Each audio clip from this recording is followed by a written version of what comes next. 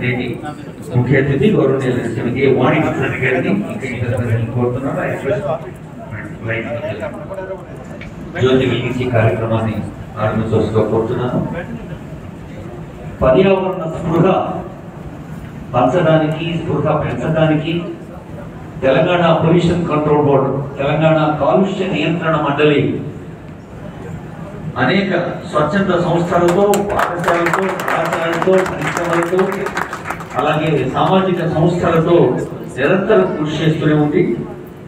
ఆ కృషిలో భాగమే ఈ పండుగ. ఈ పండుగను జ్యోతి వెలిగించి ప్రారంభిస్తున్న మన ముఖ్య అతిథి గౌరవ శ్రీమతి వాణి ప్రసాద్ ఐఏఎస్ గారికి, ఇంకా కార్యక్రమం పాల్గొంటున్న శ్రీ జయదేవ్ గారు, విజయలక్ష్మి గారు, డాక్టర్ బుద్ధప్రకాష్ జ్యోతి ఐఏఎస్ గారు, రఘు గారు, వీరందరికీ శుభాకాంక్షలు, ధన్యవాదాలు. దీపానికి కిరణం ఆభరణం, రూపానికి హృదయం ఆభరణం.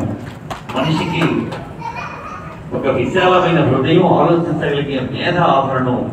అలా సూక్ష్మమైన సునిశ్చితమైన మేధస్సుతో, విశాల హృదయంతో స్పందిస్తే ఈ ప్రపంచం అంతా మనకు ఆకుపచ్చని పండగలాగా ఉంటుందని తెలియజేస్తూ, తెలంగాణ రాష్ట్ర వ్యాప్తంగా అసంఖ్యాకంగా ఉన్న కుటీర పరిశ్రమల స్థాయి నుంచి భారీ పరిశ్రమల దాకా వాటి యొక్క నాణ్యత ప్రమాణాల్ని ప్రజల సేవలో సద్వినియోగం చేసేందుకు మార్గదర్శనం చేస్తున్న సంస్థ తెలంగాణ కాలుష్య నియంత్రణ మండలి.